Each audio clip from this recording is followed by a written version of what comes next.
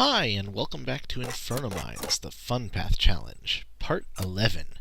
This will be the final episode. So all we have left is the Black Wool and Eternal Battle. And right now we're in our base and we're going to be making preparations to take on this extremely difficult area.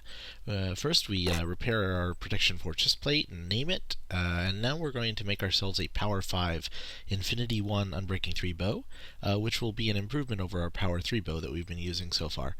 We'll lose the flame effect, but that doesn't really make much of a difference.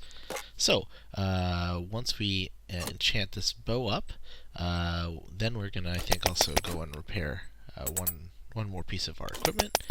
We've got a ton of enchanting bottles from the chests that we've been collecting over the whole time of the map, and we haven't really been using them that much, so we've got plenty of time left. Okay, so we got some pants. We're looking into maybe repairing those pants we got from the mob boss in the green wool, but no, that's not actually going to be possible, so instead we're just going to keep them around.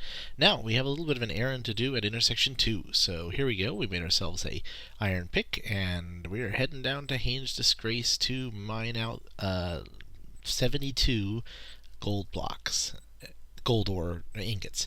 And, well, this, of course, what is this going to be for? This is because we are going to turn that single apple of ours into a Notch's apple. Now, Notch's apple is much more powerful than a normal golden apple. It's enchanted, and it has 3 effects. First effect is regeneration 4. In this version, actually, this changes in later versions, but in 1.5.2, the effects are a regeneration 4 effect for 30 seconds, and then resistance and fire resistance for, I believe, 5 minutes. Now, this is the only way that we can get the fire resistance effect in this challenge, because we're not allowed to drink potions.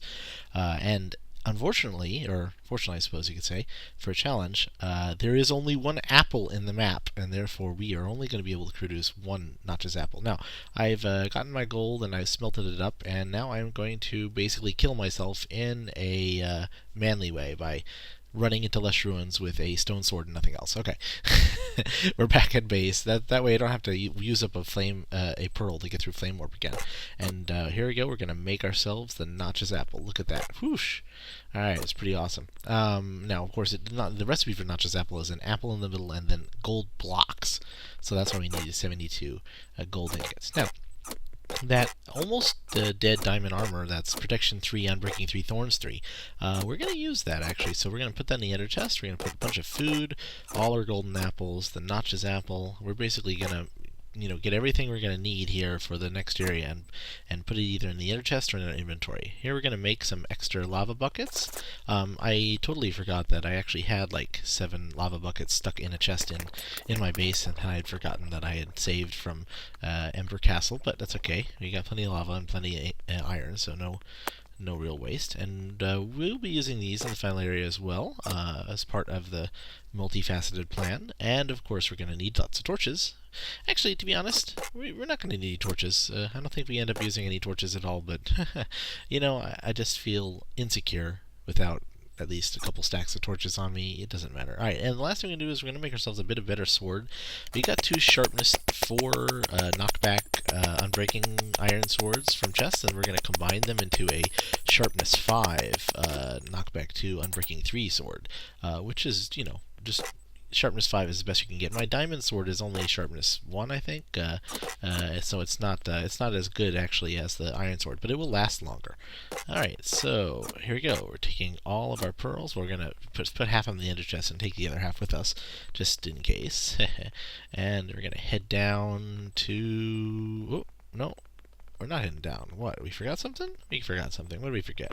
Ah, that's right, the bed. Yeah, we're gonna want to make sure we set our spawn by the area, and that's because a crucial part of our strategy will be a death run. Yes, we're gonna have to, unfortunately, do a suicide run, but you'll see how that works in a second. Just run down to the teleporter, and we made ourselves a quicker fun path, so no need to walk around the top. Here we go. Oh, there's this skeleton. This area, actually, there are a couple mobs can spawn on the side, so you gotta be careful.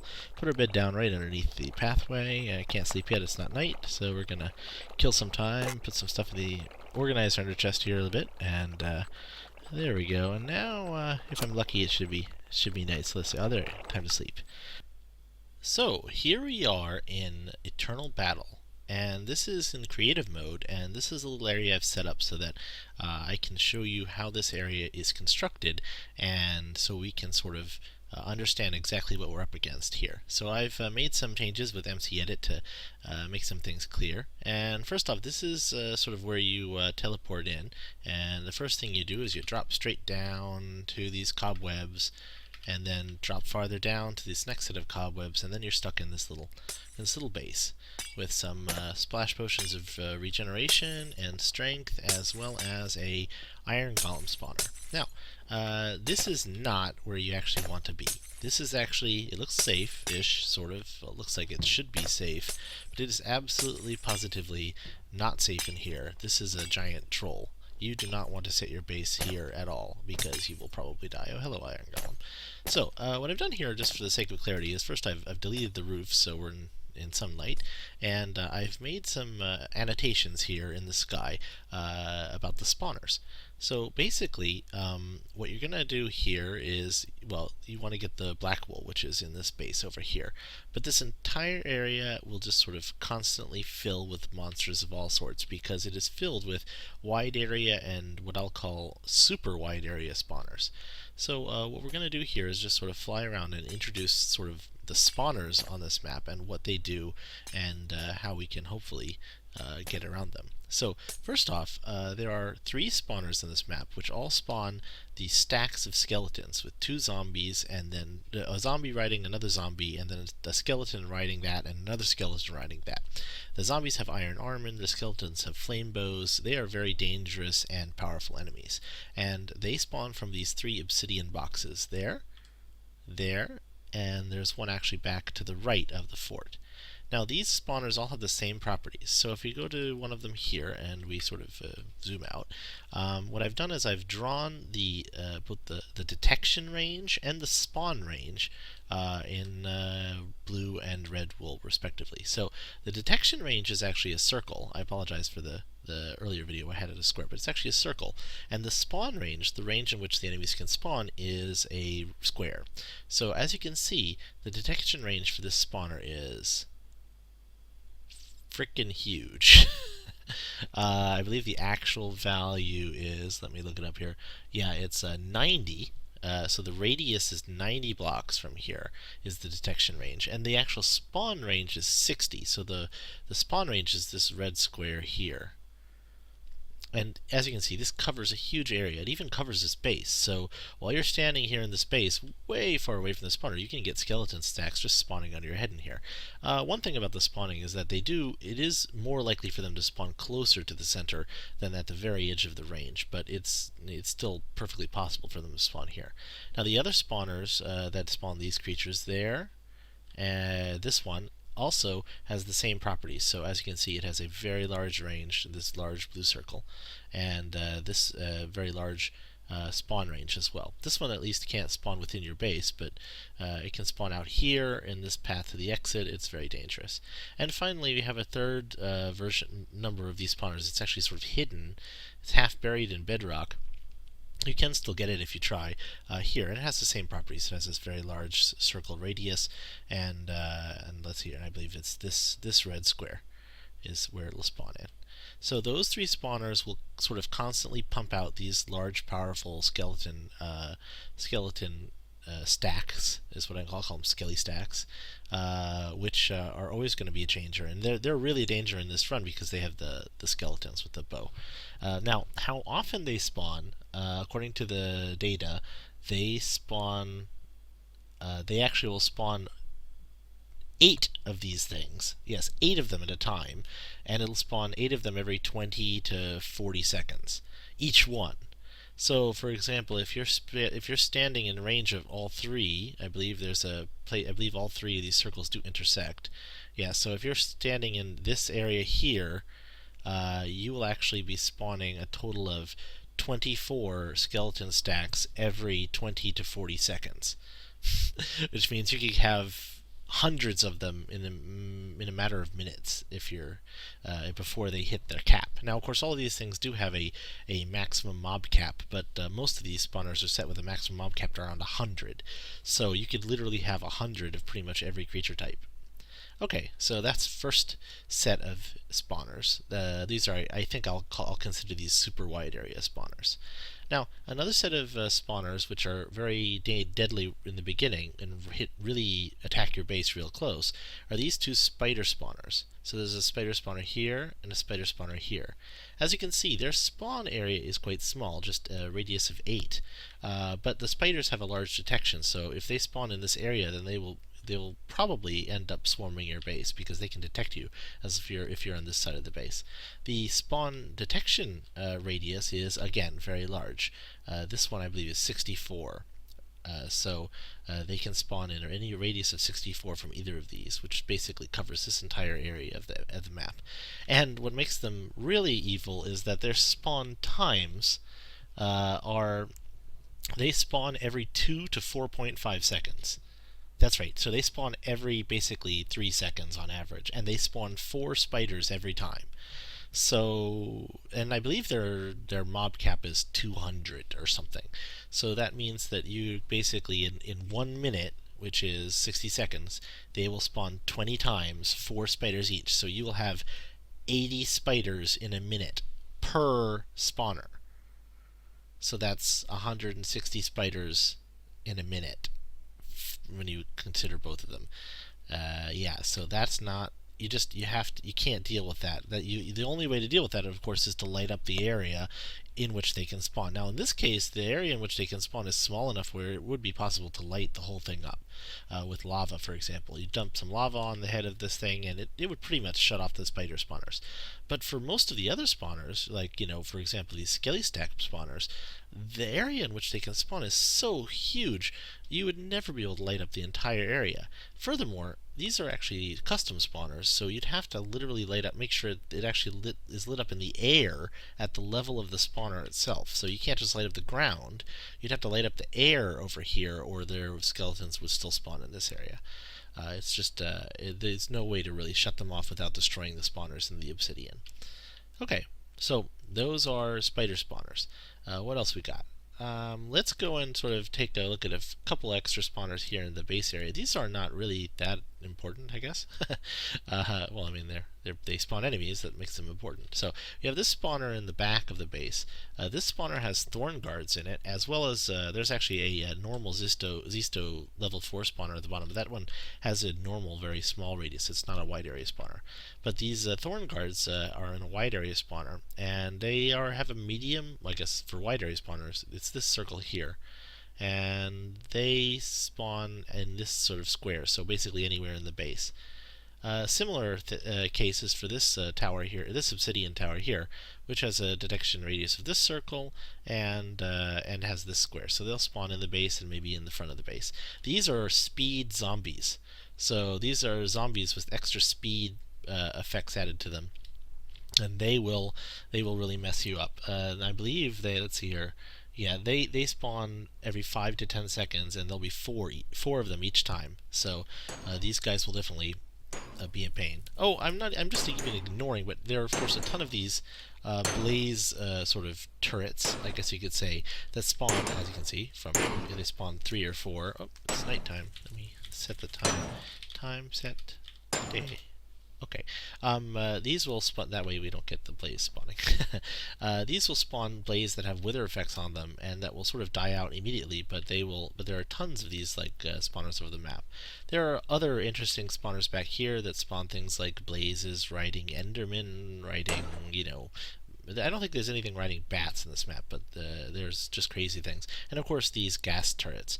But right now, basically what I'm showing with these are the wide area spawners, the ones that'll spawn over a much wider area than your normal radius. So let's continue on here. So we've got those two spawners. And of course the most important one is the commander spawner, and we'll get to that last. Now there are 2 super wide area spawners that are left, and these really do mess up. I think these are the ones that, frankly, just make this area stupidly hard. If it weren't for these two sets of spawners, I think this area would be a little bit easier, but with these, there's no way to do this area legitimately, in my opinion. So we have this tower of spawners here. This tower of spawners contains 4 speed zombie spawners as well as a witch spawner. The speed zombie spawners in this tower, unlike the other tower, are super wide area spawning. So we're going to zoom out like a long ways before we even see the circle. And no, there's a circle. Okay, so this spawner will detect you out to there, and yeah, so yes, this will basically detect you no matter where you are on the map. It has a range of, let's see here, 140, and it also, and of course, it spawns in a range of 120. So this this red square here is the, not this one, this one is the speed zombie spawn potential. Now there are 4 of these spawners all in the same tower, and they spawn, if you can believe it, 16 zombies every 5 to 9 seconds. Now, the one saving grace about this is that those 16 zombies spawn basically anywhere within this square. So the chances of actually having a whole ton of zombies all in one place are really, really small. But even so, that's 16 zombies per spawner every 5 to 9 seconds. So that means, because there are 4 spawners, that you get 48 zombies, or sorry, you get 64 zombies in this map every 10 seconds. I believe, however, that each of the spawners is spawn capped to 170 mobs. So basically, because you get every 10 seconds you get 64 mobs, in 20 seconds you'll have 128 mobs, and in 30 seconds you will have already hit the mob cap. So basically what this spawner does is it makes sure there are 128 speed zombies on this map always until you destroy them. There's no way to get around it. It will basically spawn until it hits its spawn cap in literally less than a minute, and then even if you kill a zombie, you kill the zombies, it'll just spawn more until it hits the cap again. So in this entire area, you're going to have 100 and something speed zombies, no matter where you are, until you destroy this spawner. Lovely. Okay, and the final spawner, which, well, aside from Commander, is in here. And this is a Wither spawner. So this will spawn a Wither with an extra speed effect, so it's a faster than normal Wither. And this is another, this one has the largest detection radius of any spawner ever. The detection radius is 160, which means that it's I don't think we can see it. Oh, there it is. It's that circle there. That one, not that one, but that one. It's pretty much the entire area. There's this very, very tiny little sliver of land over there, which actually is outside its radius. But and then the spawn range is this red square here, so it doesn't actually extend all the way out to the cows, but close. And this Wither's tower will spawn 20 Withers every every approximately 15 seconds. So yeah. And these withers, of course, will wither. They'll hit you. They'll wither you. They'll hurt. They're gonna be a pain. That's why you always have. I don't know what the mob cap. I don't remember what the mob cap number was for this. I think it was also about 100. So, yeah, in a couple minutes you will have 100 withers on this map, pretty much too. So 100 speed zombies, 150 speed zombies, 100 withers. Something like, not immediately, but in 10 minutes or so, you'll have 100 skeleton stacks, and pretty much, anywhere you are in this entire area. And if you have 200 or 300 spiders, that's about it. So when people will F3 and say, oh, there are 850 entities, yeah, now you know why. No, of course you might see there's some other spawners over here. This is just like a normal spawner and a normal witch spawner with a normal range. You don't have to really worry about that.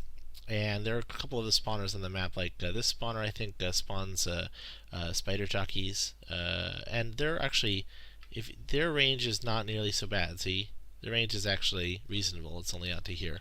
I think it's 16 or 8, maybe it's maybe 8 blocks. So those we don't really have to worry about. They're not too special. Now let's go to the final and most important spawner, the commander. So he's in here. There he is. Hello. He is of course the black wool mob, and his spawner.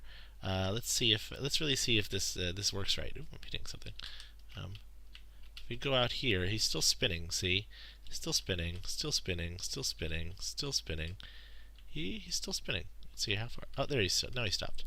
So he's going to go out to about there. So we should hit a blue circle here. Ah, there we are. Okay. So here is actually no, this is the right circle. Here is the radius for the commander. Commander's radius is pretty big actually. It's about 50, and that means that you know he will start detecting you pretty far away. Let's see here. Yes, it's this circle out here. Now the good thing about that, of course, is that you know he'll appear fairly quickly. However, the bad thing about this spawner is that unlike all the other spawners on this map, which have a delay of maybe 2-3 seconds, the commander has a full delay of actually 15 seconds. So when you first get within range of this guy, he will not spawn for 15 seconds. After that, he'll spawn every 15 seconds after that, and he spawns 2 at a time. So, and the other thing is that his spawn range is only 8, so he will spawn within this small red square. So he'll only spawn inside the base. So you can stand, you know, way over here and wait for 15 seconds, or way over here or so, and wait for 15 seconds, and he will spawn somewhere in the base, 2 of them, and they'll keep spawning no matter how long you stay here. But they won't. That's not close enough to be in detection range for this guy. So we're going to have to figure out some way to spawn him, but get him out of this extraordinarily dangerous area. Notice there are lots of other spawners in here that aren't wide range at all. But they will spawn if you're inside the base and mess you up. So, okay, that's basically this area. I think we've covered everything that you should know about the spawners in this area. So let's sort of take a bird's eye view and think strategy. Well, we can't place any blocks and we can't break any blocks. So we can't break, or for that matter stop, any of these spawners from spawning, with maybe the exception of these 2 spider spawners, which we could do by attempting, you know, with a lava bucket suicide run. Well, we can't really kill the mobs, but we can't really stop the mobs from coming, but we could at least prevent them from moving around if we covered like the entire place with lava. That's one plan. I'll admit, I think that could work eventually, given enough time, enough lava, and enough deaths. You could probably burn down the entire base because it just get in the way, and just sort of fall down and run off in a direction, placing lava buckets as you go, and then die. Go do the next radial direction, next radial direction, next radial direction, and just sort of fill the place with lava, and that would probably end up shutting, you know, at least stopping the mobs from moving around too much. The pigmen, of course, are immune to lava, so that's not going to be able to kill them. It's not going to help you with the blaze, but it will kill pretty much everything else except for the witches. But the witches, thankfully, you can avoid them. Their radius isn't so bad. Oh, it's raining. Does the rain hurt the? Oh, yeah, it does. It hurts the poor snow golems. Oh, that's sad. Okay. Anyway, so what are we gonna do? Well, what we really need is just a safe spot, because those speed zombies are going to. All right, this is just getting annoying. Weather clear. There we go. These speed zombies are just going to really make moving around at all just impossible.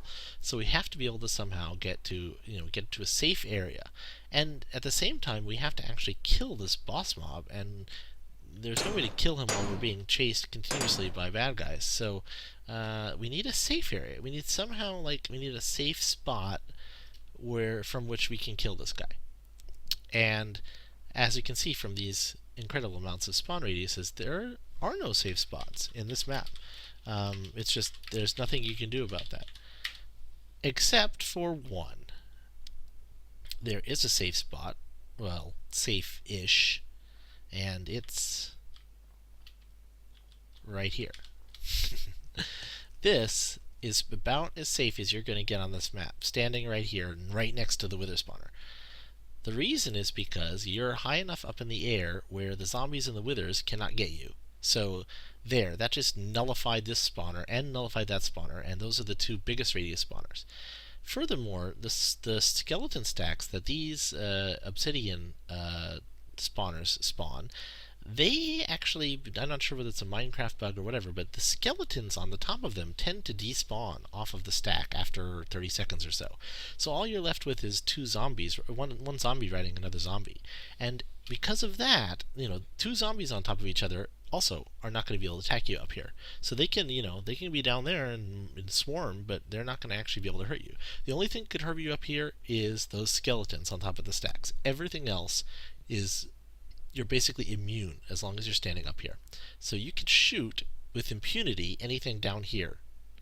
So the plan is, first, get this guy to spawn. So you have to get within his radius for at least 15 seconds, get him to spawn, and then hit him with a sword, or hit him with something, and run away, and get him to chase you. Your goal is to get a commander somewhere around here. I guess you could say like in a kill zone, like right around here, and then get back up onto your safe spot up here. Then we can kill the commander using a bow and arrow from a distance, and they won't chase you if you're far enough away. So if they're standing right around there or right around there, you can kill them with a bow and arrow. And once that happens, then all you need to do is grab the wool and get out of dodge as fast as possible and not die. Now, that's easier said than done. And usually, I mean, to be frank, running in here is instant death. It doesn't matter how good your armor is. It doesn't matter how powerful you are, because of how powerful all these enemies are, and the fact that there's also going to be many witches spawning from this witch spawner here. You're going to be poisoned. You're going to probably be withered. You're going to be hit by these commanders as well, which are incredibly powerful. And there's almost no way you can tank it in there for 15 seconds. 15 seconds is impossible almost. So we're going to have to try something. We're basically going to have to do this in stages. We're going to have to do this in a couple of stages. So I'm not going to explain anymore. I'll let the actual video sort of show you my final plan and how I managed to actually get the wool out without breaking blocks, placing blocks, or using any potions. But I think that should explain everything that you need to know about this area. And actually, now that, maybe this will be useful in case you want to try and tackle this for yourself in some other more normal playthrough, so that you know how all the spawners work. Okay, back to the actual playthrough. Okay, so I hope you got enough explanation with that, and off we go. We still have a little bit of jump boost, and we're going to make ourselves prepared for our death run. So the reason why we brought that almost dead armor with us is we're going to put it on for this run that we're going to do first, and we're also taking our old Power 3 bow with us. Take 2 pearls, actually almost half of our golden apples, maybe 8 golden apples. We're not going to need any of the ladders. We are going to need these lava buckets and anything else, and we're going to put on our crappy armor instead of our good armor. Well, it's a perfectly nice diamond helmet anyway, and that's because we are going in there and we have no expectation of coming out alive. But now this run is very necessary first, and we're going to have essentially 3 goals for this run. Goal number 1 will be to create a safe path to our quote safe spot. Goal number 2 will be to light up the area around where we're going to want the boss mob to attack. And goal number 3 will be to get within range of the commander's spawner for as many seconds as possible. Hopefully all 15 seconds, and get a 1 or 2 to spawn. Okay, here we go. So I'm pearl from the web to the safe spot. If you move to the right hand side, the pearl can go from the web. Now, from here, we're not going to wait too long. We're going to jump down and start lavaing up the place around this area just to get some light. Okay, we're already getting some mobs, and right in the lava, we're withered already. Okay, but we've All the lava is down. Now we're gonna sit here and chug golden apples. Just tank it as long as we can. We're in range of the spawner, so as long as we eat golden apples, okay, that was good. Maybe 8-9 seconds in range. I think that was a good 8-9 seconds in range. So with that, now the commander should spawn with only maybe 5 more seconds in range. So that should be enough time for us to get in there, hit him, and get him to follow us while still under the effect of regeneration 4 from the Notch's apple. Plus, we've laddered up to the safe spot, so we should have no trouble purling to the safe spot directly from the drop, directly from the webs. That's why we wanted to make sure we got there. So we're taking 64 stake, although probably unnecessary, and just head straight there, drop down. Okay, same thing we did last time, except this time we get ladders there, so we're definitely going to make it there. Line up, yes, up the ladder. Boom. We didn't get hit by any of the mobs. Look at all that lava. Excellent. Now, what we're going to do is we're going to pearl into the fort from the safe spot and notch his apple while the pearl's in the air. Okay, there we are. In the heart of the beast, where we have regeneration 4. Okay, we're poisoned. There's a commander. Hit him. Are you going to hit him? Is he chasing us? Oh god, this is bad. We're back in the corner. Okay, got him. Following, definitely following us. Now get out of there. Run. Look at that regeneration 4 go. Oh man. Okay, now here's the hard part. You have to get back to the safe spot. Pearl is out. Ooh, this is bad. Perfect shot. Oh my god, that was perfect. Okay, looking, surveying. I see 2 commanders right there. Right there. Excellent. So out with our power 5 bow and pick them off. Look at, there's nothing shooting us. We can't. Oh, I got one. Wow, that was quick. He must have lost some health somehow. Maybe all the sword swinging. Oh my god, look at the withers. All right, so we're gonna kill the other one there too. I see some zombies with diamond armor as well. But yeah, okay, down.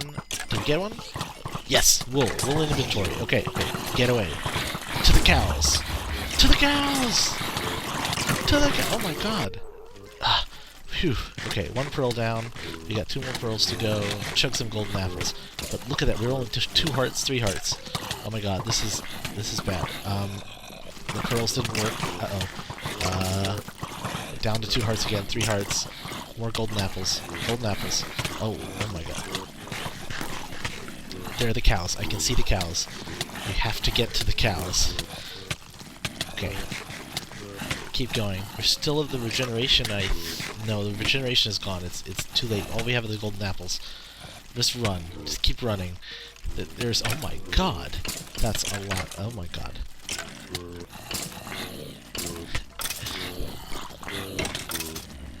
I was so incredibly. Just look at this mob of speed zombies and withers, and we're still withered. And this is bad. This is bad. No, I'm so close. There we go. Finally, up a step. Back, I say. Back, foul demons.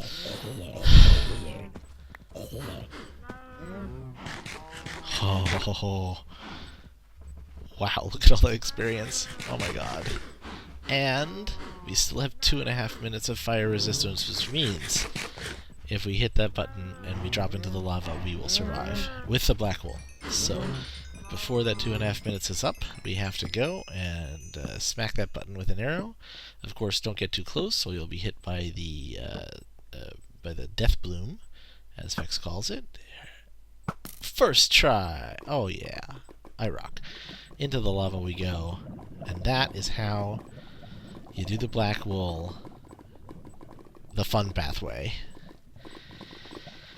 It's quite nerve-wracking, quite dangerous, but in theory it should have worked, and in theory it basically worked. If I had been a little bit more careful about purling, I would have not had to deal with 1,000 mobs right there at the very end, but thankfully I tanked it with some golden apples and managed to make it out alive. Especially getting my back to the wall was crucial, so I couldn't be pushed around from both sides. So there we go, and that's it.